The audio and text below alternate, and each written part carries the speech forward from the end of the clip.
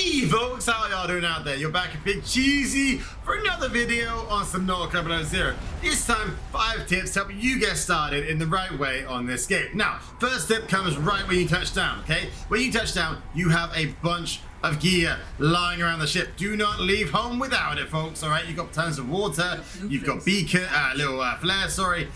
You've got bits of food here, there, and everywhere. You've got all sorts of stuff that will help you start things off right in Subnautica. So you got, I think you got 2-3 bits of food around here. If you need to, you can run over to the little thermal plant just to make sure you top up on your temperature, because that is now a thing in this game. You played the first one, yes, temperature is now a thing in this game, okay? And over here, there should be, I think, another piece of food. Here we go. Okay, so you got 3 pieces of food, you got 3 bottles of water, you got a nice little start in Subnautica, okay? Now, that's tip 1. Right, guys, tip number 2 when you're playing Subnautica and you're just getting started off, once you've made it down from the land after your crash landing, you've made it into the water and you made it over to your pod, you will find a fabricator inside. Now, the top 4 things you should be making when you first get started in this game is survival knife, scanner, your O2 tank, and your fins, okay? Now, a couple of those items will mean you have to come over to this part of the world, okay? This will be your creepvine forests, okay? Now, attached to some of these will be creepvine seed clusters, like these things down here, okay? You can't miss them, they're glowing, they're beautiful, they're very pretty. You grab a couple of these, okay, and you can turn them into silicone rubber, okay? Now, when you're adventuring, when you're exploring around the seas of Subnautica, 4546B, you will no doubt find little clusters like this, okay? Little chunks.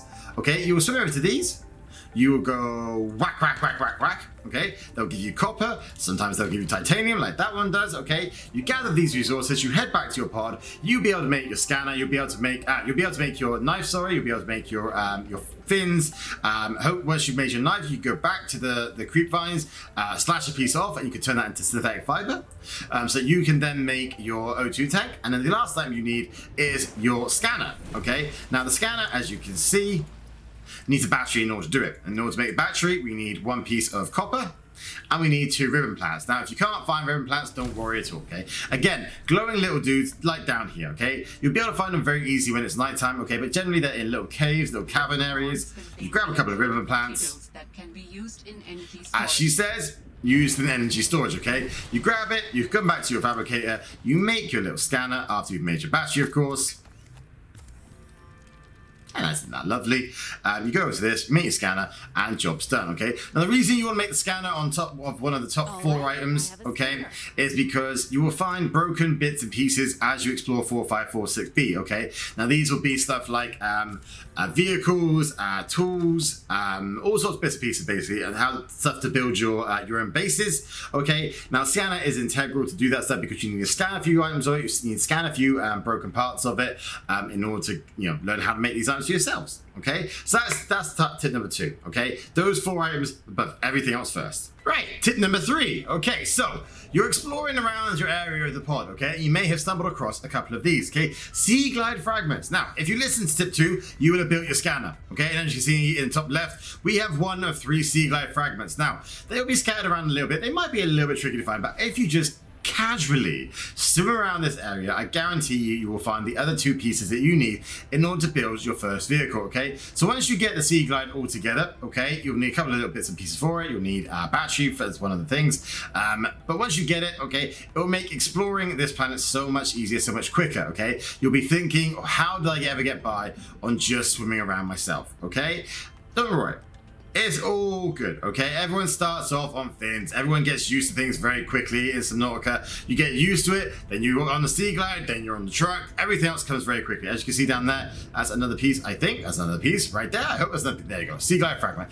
As you can see, like I said, okay, as you just swim around, you will find all the pieces you need for the sea glide, okay? That should be your second priority after you've built those 4 first pieces of equipment, okay? Right, folks, tip number 4 for you guys. Okay, if you head north from your life pod, wherever it lands, roughly about 300 meters, you will find twisty bridges. Now, you cannot really miss this area, so do not worry, you will find it, okay?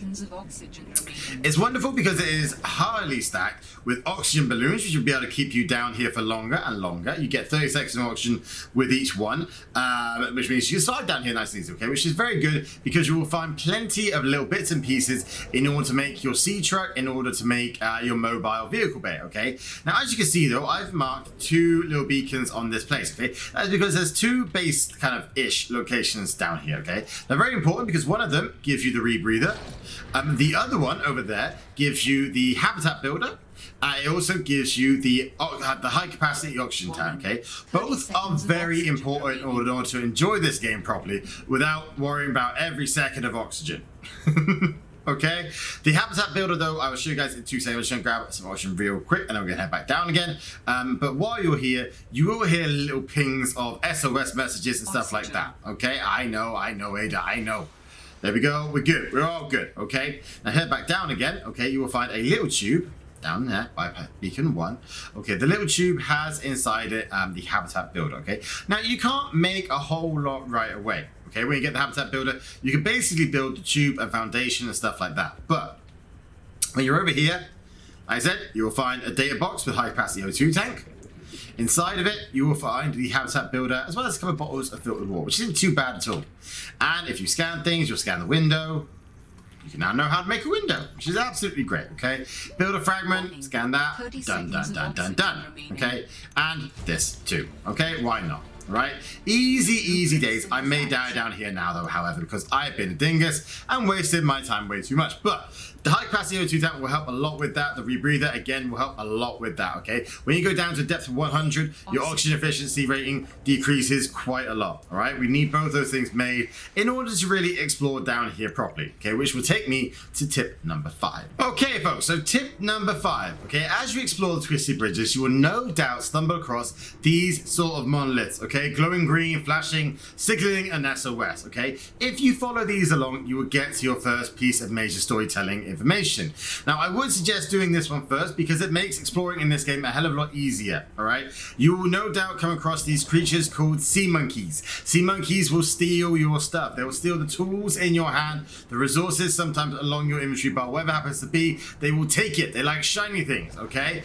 But when you adventure, when you explore these things out a little bit, you will come across this, okay? You will discover this for yourselves. I won't spoil anything for anyone out there who has not played this for themselves, all right? But once you go in there, you will find something. This will make sea monkeys a hell of a lot easier to deal with and make exploring, again, a hell of a lot easier for you. But those are my 5 tips to start off in Subnautica. Enjoy it for yourselves properly, and we'll have a whole lot more to come. If you are enjoying the game, if you love the game, or if you just like the way I sound, okay? We'll be doing a whole series on Subnautica, enjoying it for ourselves, adventuring for ourselves, screaming and dying a lot at this game. I'm doing it on hardcore. So if you fancy joining us for the action, make sure you stay tuned, hit that bell so you don't miss a minute of Cheddar action, subscribe to the channel if you want to join the Cheddar family, and also chuck some cheddar on that like button to support me, support the channel, help it grow and grow steadily. It would be great.